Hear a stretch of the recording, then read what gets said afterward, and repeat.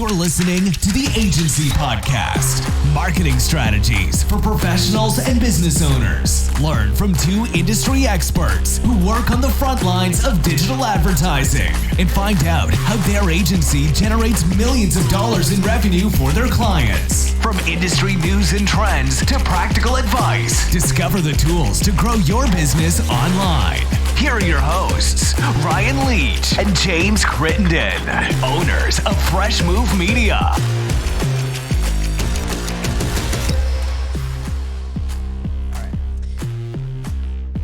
Welcome to episode 3 of the Agency Podcast, where we help business owners and marketing professionals with all things digital marketing. Did I say it all right? You did. This time. It's perfect. Take 562. That's right. That's right. Well, we are excited to share our thoughts, particularly on social media today. That's our topic, right? That is our topic. Social media, and we're going to do a broad spectrum look at the different platforms, what makes sense for your business, what you should be active on, And what you shouldn't be active on. Yeah. As even some other people say, you should be on every platform. I 100% disagree with that. Yep. All that really matters is TikTok, right? Absolutely not. All TikTok is just a regurgitation of Vine. I don't know if you remember that platform. Yeah. 6-second videos, and that platform failed. Well, because this it didn't know how to is like monetize. 12-second videos, right? So Right, but if you look at the number of copyright claims that have yet to been processed, because all these people doing TikTok videos with copyrighted music, and all these influencers are making money off of it, but there are the music studios or labels making money off that. Yeah. So because it's basically lip syncing, right? So that's literally what it is. I mean, if you think about it, it's karaoke, just done at home. Yep. And less drunk, probably. Yep. I don't know. So it could be equally drunk. it could be. Well, hey, we are excited to dive into some great material today.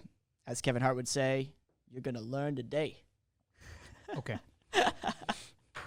So let's get rocking and rolling here. So the first, I guess the first place to start is with the behemoth of all social platforms, and that is Facebook. It is Facebook. And what's interesting about Facebook, we as an agency have a very love-hate relationship with Facebook. It is valuable for our clients. Nearly every one of our clients gets at least some value out of Facebook. Having said that, it is sometimes frustrating to deal with. It's more frustrating to deal with from their ad standpoint. Yes. Yeah. Running ads on Facebook. How, the fact is for what's their valuation now? 500 billion or whatever. Their stock price is $195. Yeah. So whatever in the hundreds of billions of valuation that they have, they still, in some cases, are run like a startup, like a lean startup, and they don't have the infrastructure to handle the massive amounts of content that are constantly being added to their platform. And what it means is their platform for running ads is unwieldy, frustrating, always changing. There's no customer service line for you to call when you have a problem. You have to dig through forums to find the right answer to a question, and usually the forum's 2 years old. That, and you have to spend over a certain dollar amount. Then you get a dedicated phone line that you can call when you have a problem. I think it's over $50,000 a month in ad spend you have to spend to get the number. I don't know the exact, but I know it's that high, which equates to millions of dollars in ad spend with Facebook. Then they'll talk to you. Yeah. But which is out of the range of most of the small businesses that we've worked with. So. Right. Now, there are marketing agencies that have a total ad spend of that, and they also have that level of communication with Facebook. And I've had phone calls with Facebook when they've reached out to me because our company was spending a certain amount of ad spend, and they wanted to help us more by increasing our conversions. Therefore, we would then spend more money on their platform. Sometimes it worked. Sometimes we took their advice and we actually did worse than what we had implemented. So it's like taking when Google Ads tells you to do these suggestions, it's like just throw it out the window and do what you think is best. Yep. So, admittedly, we have that love-hate relationship, but there is no doubt that Facebook is the big dog in the block. I mean, of most of the businesses that we work with that are trying to reach the audience of Gen Xers, older millennials, and baby boomers, Facebook is that platform. I know that for me, that's like right up my alley is Facebook. Sure, I'm on Instagram, but unlike some younger millennials, Facebook has always been from the beginning my platform. Facebook for Gen Z, or it's like our version of LinkedIn 10 years ago. We had a LinkedIn account just to have it, and it was like the most posh professional thing for the Gen Z and younger. Yeah. Facebook is like that for them. They don't put any like risque photos or whatever like that because their parents can friend them. Yeah, their grandparents or they're friends with the grandparents on there. Yeah. So when like they get accepted to college or whatever, that's the platform they're on. Yeah. But the people who spend and buy products are on Facebook. Heavy on Facebook. Yeah. Yep, no doubt. Not that Gen Z and one of those other people are going to have money, but right now, that's where a lot of eyes and focus as far as people who have the cash. Yep. So if you're trying to reach people in their 30s, 40s, 50s, 60s, and above, Facebook is the place to do it. I know for me, I joined Facebook back in 2005, going into freshman year of college, and I remember that at that time, there was only 19 schools that were on Facebook. You had to have a school email. Oh, one of the OGs back in the day. That's right, OG Facebook. And it was called thefacebook.com, right? And I remember you had to have the school email to even join. That was before, what's his name? Sean Parker, former founder of Napster, who told... I don't know if that's just a movie thing from the Social Network. Yeah, how much accuracy is that? But he's like, just drop the and just call it Facebook. And then apparently, in the course of the movie, that was like the most, like, this guy's brilliant.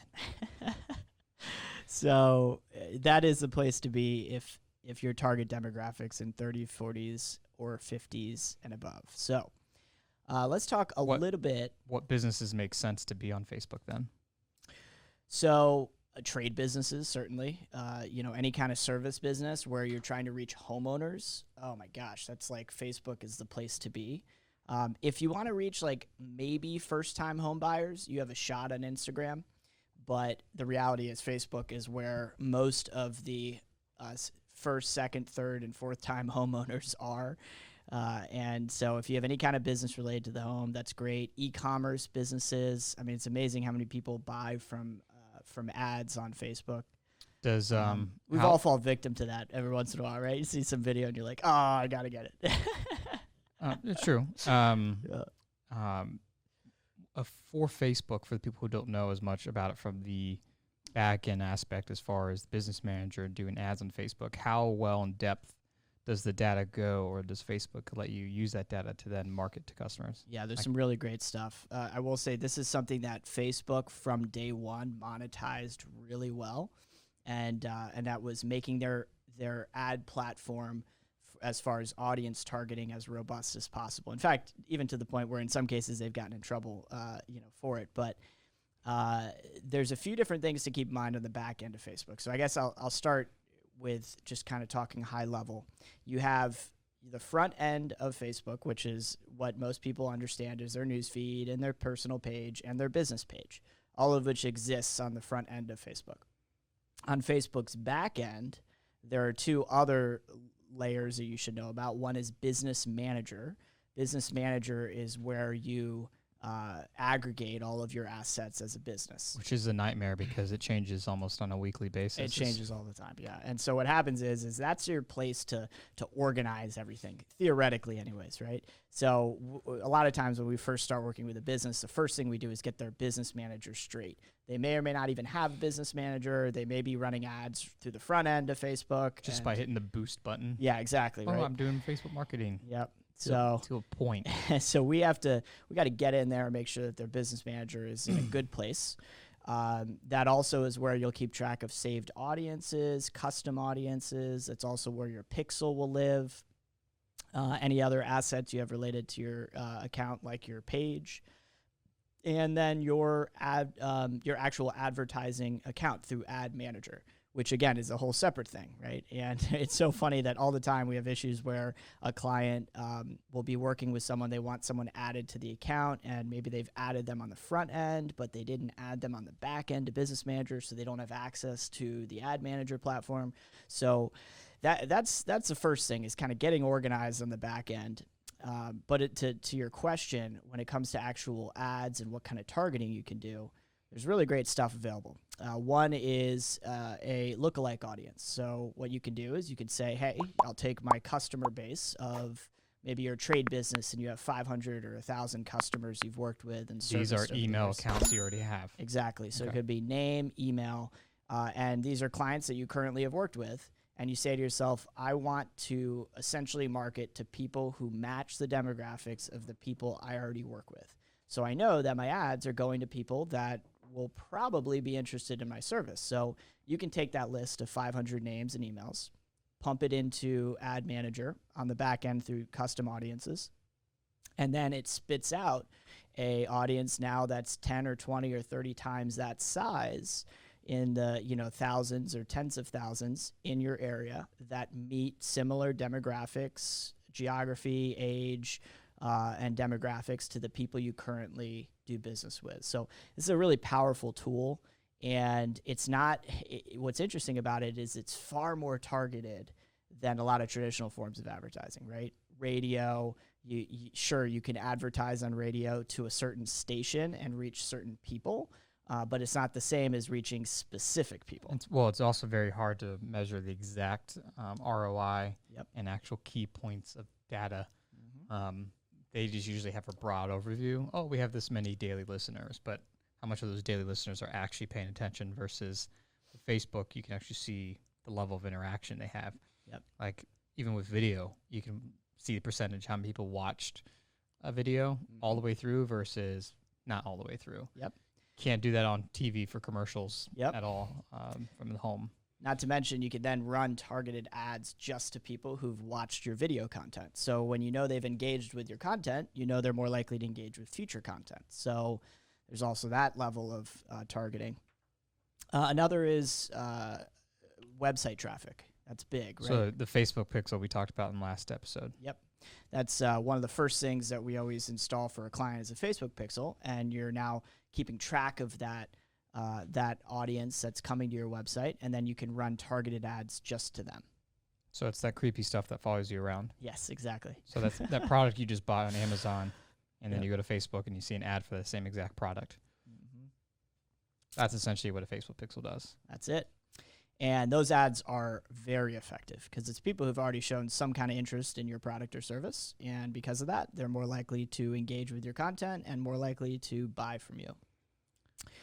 So there are a number of different ways to target on Facebook, and those are just a few. Would you say then Facebook makes sense for B2B businesses? So actually, that's what's interesting. In some ways, yes. In some ways, no.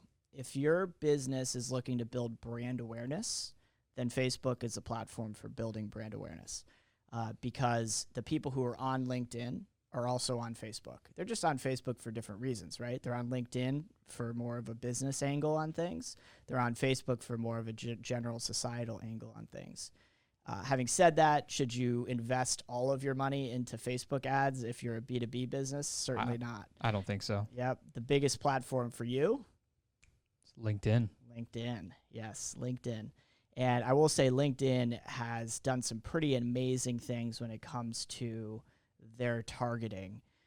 Unlike Facebook, you can do a lot of really interesting things with industry targeting because all of this data is in somebody's LinkedIn profile, including seniority, job type, jobs status, what company they're with, all of that data is in there. Well, I think it was in 2016 is when Microsoft acquired LinkedIn for like $27 billion. Yeah. Billion with a B, and that's like that was pretty impressive. So. LinkedIn 10 years ago, 5 years ago, actually more than 5 years ago because that would be like 2016. Say 7-8 years ago, everyone just had a LinkedIn profile just to have it, but not much business was done. It's not what it is today. The number of users, or I would say the length of time that a user is on LinkedIn and communicating with people is a lot higher today than it was those few years ago because of the ease of use and just the B2B element is a lot more effective nowadays. Yep. So 100% you should be on it. Yep. Does it make sense for a B2C client then to advertise on LinkedIn? So actually, that's interesting. If you have a higher end product that requires a higher end clientele, so you're a Rolex or you're a financial advisor, or you're a something that requires higher net worth.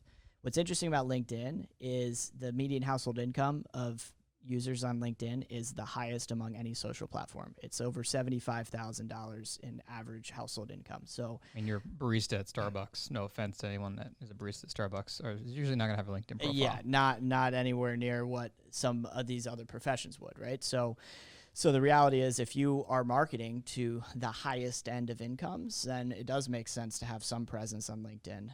Should it be where you dump all your money? No. And we'll say that of anything, right? Of any of these platforms, you really shouldn't just sell out to one platform, because the reality is having a multi-platform approach is always better. Just like having your assets allocated in a diverse way, in a diverse portfolio, the same thing needs to be true of your ad dollars and your marketing. All right. Then on that point, though, would you say Snapchat? Because that has pros and cons to everything. Yeah. My opinion of Snapchat, we can go that in a bit, but what's your opinion on Snapchat for businesses or business owners? Yeah. So first of all, we don't have any clients. None of our clients use Snapchat. Yep. So I will say this: I think there's one niche that it makes sense to be on Snapchat, and that's if you're specifically targeting Gen Z or college-aged, high school-aged. That's your market. Then that might make sense in certain ways. They have done some interesting things with geo-targeting and your location and custom Snapchat filters and that kind of stuff, which is interesting, but it's not going to be something that most businesses are going to really have any interest in or reason to have interest in. Do you think Snapchat's going to be around the next 2 to 3 years? I don't know, man. They need to find a way to monetize better, because these other platforms, Facebook has figured it out with monetizing. So is Instagram. Yeah. Instagram is owned by Facebook and is more valuable than Facebook. Yeah. Yeah. Yep. And Snapchat is actually, I just looked it up, is actually still isn't profitable nearly 2 years after its IPO. Snapchat lost $241 million on $560 million in revenue. So you can only go so long before you start running out of money. Yep. So does it make sense to, again, put all your money into Snapchat? Absolutely not. Definitely not. It can be effective. It can be. It really just depends on what. I think that's more B2C, and it has to be a very niche or localized product, in my opinion, for it to really be effective. Yep. It's just the person who's using Snapchat is so in the moment. As far as like, I'm here to take a photo versus it's not passive. I mean, it is passive when they're going through everyone else's feeds. But when someone's actually using the platform and looking for like the filters, they might use the filter if it's cool looking, but it's not a passive ad. It's an active, the person you're trying to interrupt that person's actual function of what they're doing, interrupting the photo taking, whatever. I don't think that's as effective compared to Facebook, where you're scrolling and you're seeing an ad. So that's just my opinion on Snapchat. And it just really depends on what your product is. Let's talk about Instagram. I'd like to hear your thoughts on Instagram, because that for you, you've built several businesses that were heavy reliant on Instagram, and your experience and breadth of knowledge there is good. If you have a product, it's a physical product, 100% you should be on Instagram. Yep. Whether it is a $5 product or a high-end product like a Rolex or even a supercar, 100% you should be on Instagram. It's a faster way to consume information. It's sexy, it's eye-catching if you do the photo content right. Some of the best photos you've ever seen in your life all happen to be on Instagram. Yep. Granted, a lot of those are done in post and filters and saturation, all that stuff affects the look of the photo. But if you have a product, 100% you should be on. Now, if you're a service-based business like a plumber, you really don't need to be wasting your time. Plumbing's not sexy. Yep. Neither is electrical work. I mean, you could have it for your company for more of a cultural standpoint if you're trying to build a team of 50 plus people. Trying to recruit. Trying to Yeah. recruit. Yeah. Because as the time goes on, the new electricians or plumbers or trades type people you're hiring are much younger, and they're definitely on those platforms. Yep. And it can humanize your brand from a local level. So yeah, I could see the effectiveness of that. But does it make sense for you to spend any sort of money on boosted ads on LinkedIn, Instagram? I don't think so. Yeah. And there's different ways you can market on Instagram. You can obviously just do ads, which you do through the Facebook Manager. You can do it from Instagram itself, but it's more effective if you do it from the Business Manager. But then you could also do the other aspect of marketing on Instagram, which is hiring Instagram influencers. I gotta put that in quotations, air quotations, because there's pros and cons to that. I think if someone's like, I'm an Instagram influencer, as if somehow that's a career, they're legit or whatever. It can work if they have the data and the actual engaged user base. The problem with Instagram is there are a lot of fake profiles, or they pay for likes, or they just follow people to get a follow back, and then they unfollow that person. And they just do that hundreds and hundreds and hundreds of times a day. And there are software out there to do that. That's one way to get more users, but it's not really authentic. Yeah. It can be more effective versus doing nothing. It's not as real. Well, you can always tell, right, when you go to an account that's got like tens of thousands of followers and then like 5 engagements. 5 engagements? Oh, so that means either your likes are fake, or you've just followed people who have no intention. They followed you back because they thought it was cool, but they're not. Facebook's algorithm, or now Instagram's algorithm, sees that people aren't interacting with it, therefore they're not going to boost your content. Yep. Because organic reach has dropped dramatically on Instagram. Yep. But Instagram, the way you consume information, the way stuff is seen is through more hashtags, but then you're fighting other people who are using that hashtag. It's going to show more popular accounts. Yep. It all depends on how good your content is, and then Instagram rates you on that as far as how much they want people to see it organically versus doing a paid post. Yep. But yeah, you should be on Instagram far more than on Snapchat, in my opinion, from an advertising standpoint.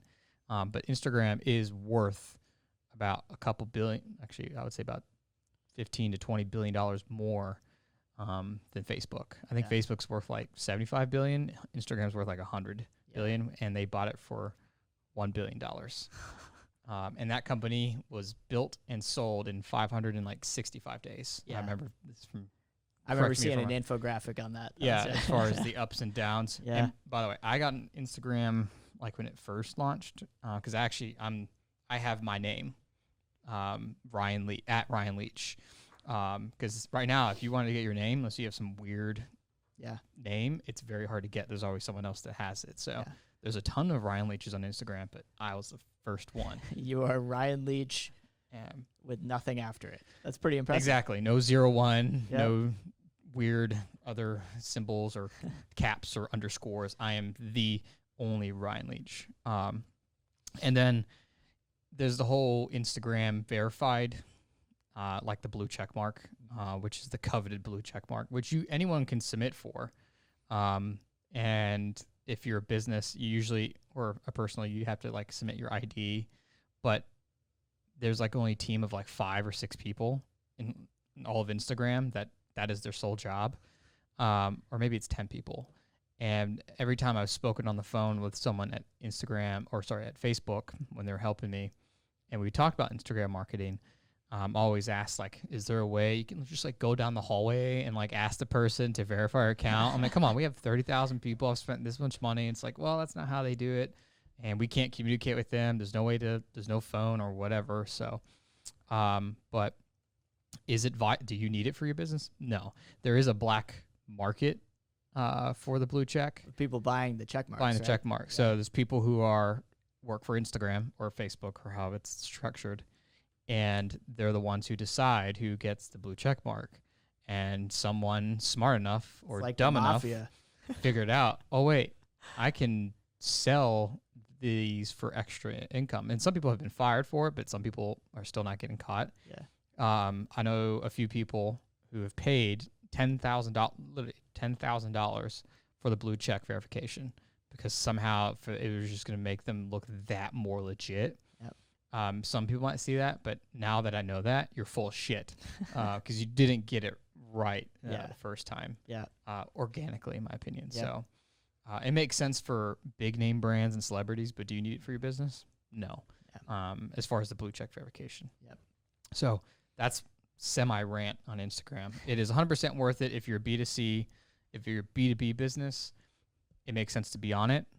It does not really make sense for you to put a bunch of money behind it. Yep. But from a culture standpoint, if you have like 130 or 150 employees, or even just 10 employees, when you are bringing in that younger crowd, it makes you seem, okay, that's a cool place to work. I want to work there. Yep. So, yep. And, you know, in the coming weeks, we're going to be doing some deeper dives on whole episodes where we really just dive into one specific platform, right? And really tear it apart and talk about what content plays best, what kind of ads you should be running. But we wanted to make sure we did a broad spectrum look at, hey, here are all the different platforms. Well, I have another platform I want to talk about that's not yet utilized, but it is way better than Snapchat or TikTok. Yes. Do you have an idea which one it is? Yes, I know where you're going with this. Nextdoor. Nextdoor. Yeah, the Nextdoor app, which I use at least once a week, or at least I get the notifications and I every once in a while read them. But the Nextdoor app, which is the community-based app, for you guys who don't know, in order for you to get onto the app, you have to, I don't know what it is now, but because I've been on it for 2 years, or at least when it first came out at least when I got on it in 2018, they had to send you a postcard, and then you put in the code to verify you live at that address. Yep. And then it even shows you all your neighbors, who's on it and who's not, which is kind of creepy, but cool. But I can communicate pretty quickly. Pretty much almost everyone in my neighborhood now uses it, other than like maybe a few elderly people. Yep. But like the majority of my neighborhood, because you can look at the map of all the houses of how they have the grid or Google Maps, and it shows who hasn't, who doesn't, and it's mostly all green, so everyone has it. I can easily communicate a message to anyone in Duncroft, for example, it's the neighborhood I live in, if you lost a dog. Yep. And then usually immediately you get a few people to respond, or they found a lost dog, and then so like, oh, I have a picture of this cute little white dog, and then the owner sees that post and they're like, oh my God, thank you. Yep. That is great communication. Now, when it first came out, Nextdoor was already doing advertising out of the gate, but in order for you to advertise on their platform, you have to spend, I think the minimum was $50,000 a month. Most small businesses don't do that. Yep. Businesses that were doing it were like Papa John's. I remember seeing an ad. A few like Verizon, Comcast, big brands, big franchises were doing it. Lately, I've started seeing, I saw a real estate agent doing an ad, and I know for a fact she's not spending, actually, even the best real estate agent in Richmond, I know for a fact couldn't afford spending $50,000 a month on Nextdoor, nor would it return that investment would not be there. But they have lowered the entry point for ad spend. I just don't know what it is yet, but we are going to be doing a more considered effort for our clients in the next year or so on how well this platform changes. But one thing you should do on Nextdoor, which is free, is you can, just like Google, claim your free business page. Yep. And so the whole premise of Nextdoor is, so if someone needs an electrician, it's the same way in Facebook, but Nextdoor is that has that community factor that Facebook really doesn't, because it's vetted versus, Facebook, you can friend people. But Nextdoor, it's all vetted by Nextdoor. This is people in your neighborhood. It's not some dude from Bangladesh or India or Pakistan or wherever. These are all actual local people. And if you need an electrician, you can have people tag other businesses. And I've known a lot of people have gotten some big deals, if not jobs, off just someone that did a job looking for a tree service or whatever, and somebody tags someone. Yeah, I mean, the great thing about Nextdoor is it really takes that hyper local approach that it excels word of mouth. Yeah, and it garners trust, right, among the people who are on the platform. It's like what Facebook was when it was like brand new, where Facebook, it was like you really trusted it because it was only people you knew that you were friends with, and now it's like you're friends with all kinds of people, right? I think Facebook missed a huge opportunity. They could have totally done or do something like this to verify. Yeah. and have this type of platform. Yep. But I think they dropped the ball. If not, or they'll buy this company. And that's why there's opportunity for a Nextdoor, right? So Right. I agree. I think it's one of the most interesting emerging platforms out there. But So, same thing. I think this is a more B2C type Yeah. of advertising, Yep. not so much B2B. Because you, as far as I know, I have not seen the back end, but you can't really target someone's title because you usually don't put that information in there. Yep. I'm fairly certain you can target based on home values, zip codes, age, demographic. Great if you're a service business, no doubt. If you're a Anything related. contractor, tradesperson, you're a retail, restaurant. Yep. cu- Actually, at a very minimum, right? Whether or not you're running ads on Nextdoor right now, claiming your page, like you talked about, and then just making sure to ask clients, hey, can you give us a shout out on Nextdoor, right? And that alone can because generate business. when someone does that right now, Nextdoor sends an email usually. These are all the updates, and I get an email update when someone in my neighborhood makes some post about anything. Yep. I ignore most of those, but I used to read them a lot just because I get so many emails. It is a lot more effective, in my opinion, and will be more valuable than Yelp. And I really don't want to go down that rabbit hole. Oh, Fucking Yelp and the bullshit they've been Actually, doing let's lately. say one thing on Yelp, right? We It's got a it. You brought shit it up. platform. You brought it up, so we need to address it. You hear that, Yelp? Yeah, Yelp is like the enemy of small businesses. It is such a crazy platform because it is one of the few places where they punish small businesses for not paying advertising. them, right? If you don't pay Yelp, here's what happens, right? Number one, It's like the mafia. yeah, number one, if you haven't already claimed your page on Yelp, I would actually try to avoid creating a page on Yelp because if you have to create a page, it means now you're subject to their rules. And sometimes a client will auto-generate a page for you, but let's say you don't have a page, then don't make one. Now, if you already have one and it exists, then it makes sense to claim it. But here's what's crazy. If you don't pay them at least their entry-level advertising product that they sell you, which, by the way, they blow your phone up like 12 times a day trying to get you to buy this stuff, right? Even So- if you tell them to stop calling you, they they'll still keep call calling you, right? And then they say, if you don't pay for the entry-level advertising product, they will actually recommend other businesses in your industry, in your area, on your page, right? So that means that your page is now subject to, let's say you own a vineyard. One of our clients that we worked with for a year and a half, they own a vineyard. And the unfortunate part is you go to their Yelp page, and without paying Yelp, it would recommend all the other vineyards in the area. It's like, what? And all the other vineyards they recommended, they showed the ones with higher ratings. And if I'm looking for a vineyard to go to and I see this, I'm like, and it's got like I don't remember what the rating was, Yeah. but say they have 3.5 stars in Yelp, but then I see 4 different vineyards that have 4.5 and above. Yep. I'm probably going to change my mind on where I want to go. Yep. But that's such shady business tactics Oh, to yeah. get someone to pay you. And by the way, again, not proven, but anecdotally, we have absolutely seen that Yelp does not source every single review that people leave. And they're very selective with what reviews are being sourced and what are not. And if you're not paying them, you are at a disadvantage in a big way. Did you hear about what Yelp did? This is the very shady shit they do. So with this recent COVID-19 outbreak, whatever, they started adding donation buttons to all the businesses on Yelp through GoFundMe, and didn't tell the business owner that they had these donation buttons set up. Wow. And people were donating to these businesses because they didn't want to see them go down. But if you, the consumer, goes to the Yelp page, you think that business owner is the one who set it up. And they're business owners, and they don't tell you how much they raised for you.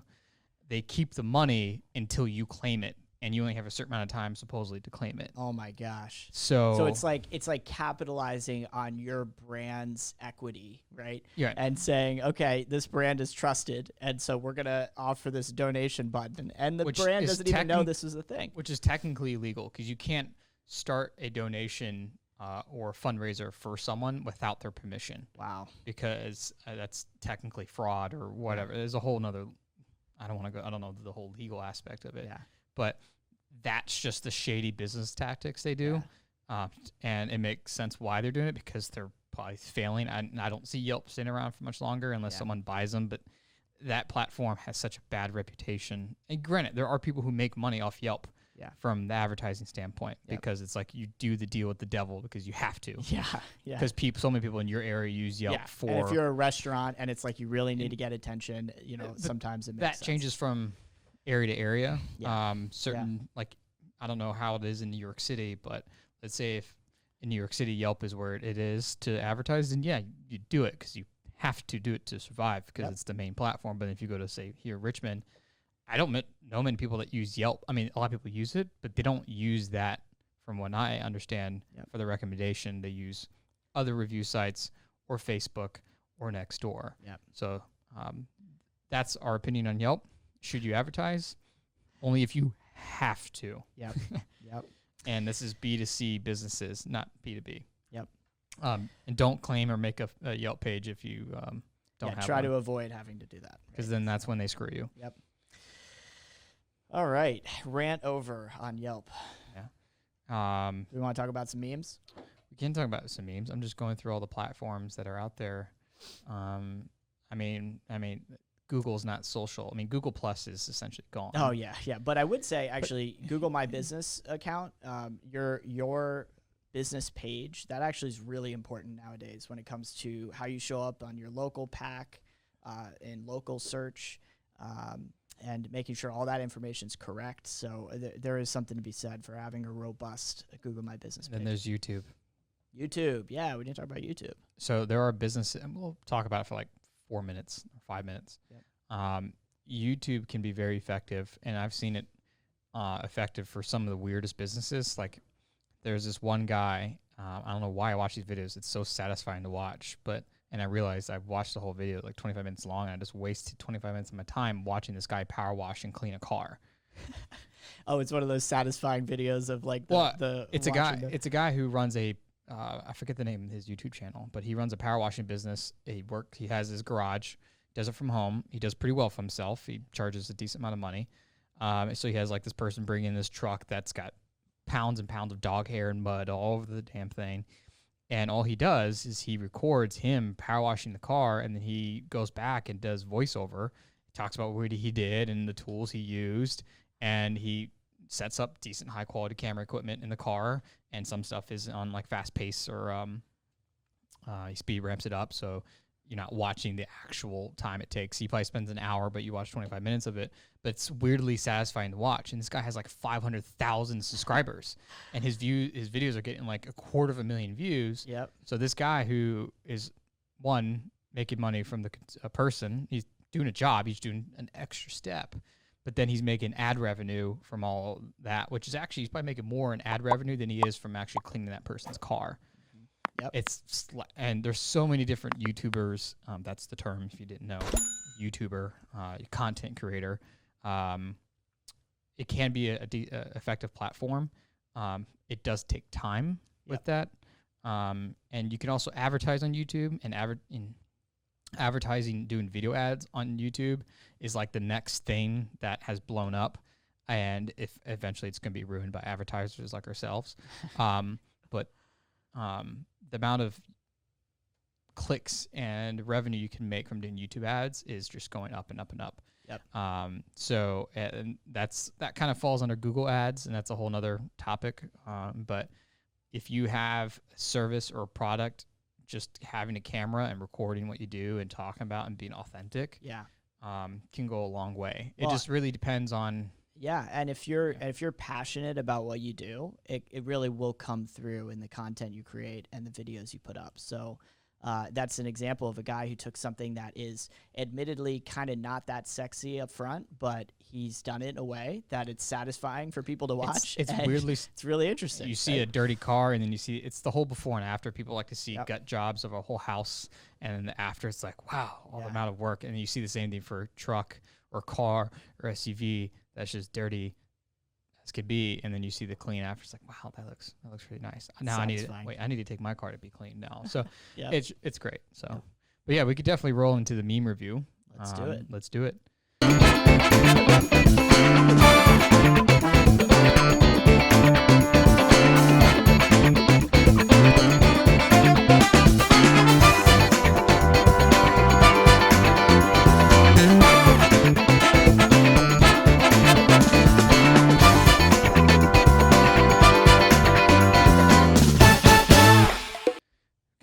So, do you want to do your meme first? Because I did mine first last time.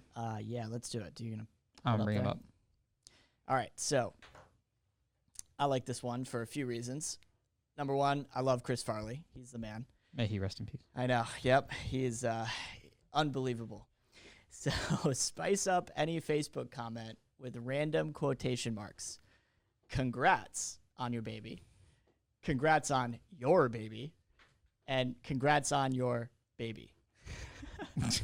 That could be slightly offensive to Yes, someone. Yes, absolutely it can. And piss someone off at the same time, or someone could be happy. So should you post all three on the one comment thread? There you go. Right. I just love as somebody who writes a ton of copy for clients. Is it really your baby? I love the fact that quotes can totally change the meaning of a sentence, and it's unbelievable. In fact, the master of quotes, right, was in Dodgeball. Remember Ben Stiller in Dodgeball? Yeah. Right? Where he's like, using the quotes all the time the wrong way. Yeah. It's so great. So great. All right, so I'm going to give this, let's start the music. You're on the clock. I'm on the clock. This time you actually shared a meme and not a screenshot of That's right. I still tweet. Consider that tweet to be a meme. That's not a meme, it's a tweet. This is a meme. See, this is all they had to do in that last one. Is that a picture? That's a picture. I give this a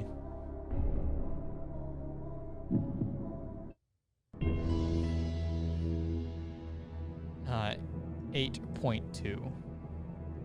I like it. I'll take it, man.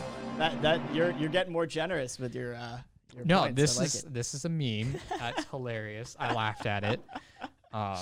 It can be insulting at the same time. Yep. But also, if you can read it, everyone can understand what's going on with this. Yep. So. All right. What do we got here? Now it's my Take a look turn. at yours. When you realize there are no synonyms for synonym, I guide others to a treasure I cannot possess. That's actually pretty good.